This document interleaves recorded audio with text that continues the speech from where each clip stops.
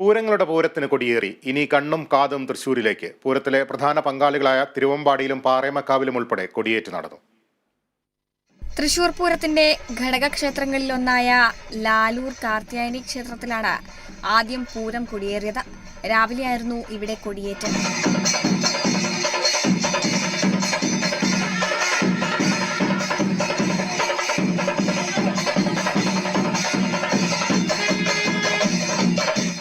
തുടർന്ന് തൃശൂർ പൂരത്തിന്റെ പ്രധാന പങ്കാളികളായ തിരുവമ്പാടിയിലും പാറമേക്കാവിലും കൊടിയേറ്റ് നടന്നു.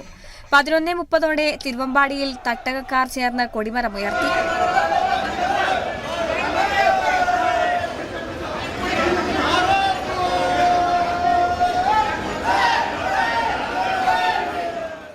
ശേഷം 12 മണിയോടെ പാറമേക്കാവിലും പൂരം കൊടിയേറി.